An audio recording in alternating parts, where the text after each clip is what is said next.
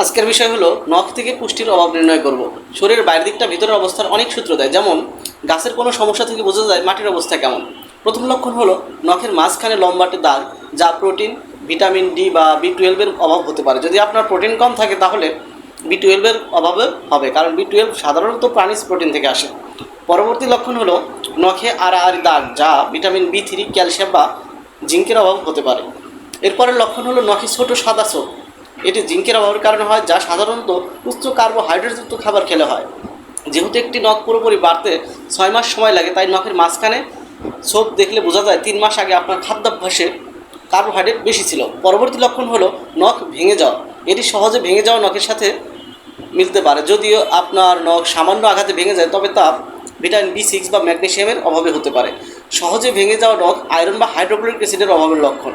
যদি আপনার hydrochloric acid কম থাকে তাহলে আপনি ম্যাগনেসিয়াম বা আয়রন ভালোভাবে শোষণ করতে পারবেন না। সেক্ষেত্রে আপনার খাবারে আরও অ্যাসিড যোগ করা প্রয়োজন হতে পারে।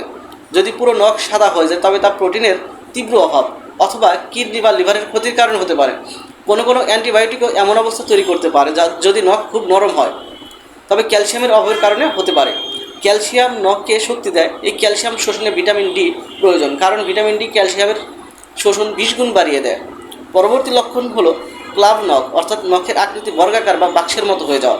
এটি সাধারণত হৃদরোগ, লিভারের সমস্যা অথবা ফুসফুসের সমস্যার কারণে হয়, কারণ শরীরে পর্যাপ্ত অক্সিজেন পৌঁছায় না। পরের লক্ষণ হলো চামচের মতো নখ। যদি নখ ভেতরের দিকে বেঁকে চামচের মতো হয়ে যায় তবে তা আয়রনের অভাবের লক্ষণ। যদি নখ কিছুটা নীলচে হয় তবে তা কম অক্সিজেনের কারণে হতে পারে। যদি নখ খুব বেশি হলুদ হয় তবে তা জন্ডিস অর্থাৎ লিভারের সমস্যার লক্ষণ। এটি পিত্তথলির লক্ষণে পিত্তনালীর বাধা থেকে হতে পারে, যা পিত্তথলির সাথে সম্পর্কিত। এক্ষেত্রে আপনার বাইল সল্ট প্রয়োজন। পরবর্তী লক্ষণ হলো নখের নিচের অংশ বিবর্ণ হয়ে যাওয়া বা নখের নিচে ছোট সাদা অর্ধচন্দ্রাকার অংশটি অদৃশ্য হয়ে যাওয়া। এটি সাধারণ লিভার সিরোসিস, হৃদরোগ বা ডায়াবেটিসের কারণে হয়। যদি নখ বিকৃত বা অতিরিক্ত পুরু হয় অথবা নখের মাঝখানে আড়াআড়ি খাঁজ থাকে তবে তা সাধারণত। পরবর্তী লক্ষণ হলো নখের লম্বাটে লাল দাগ।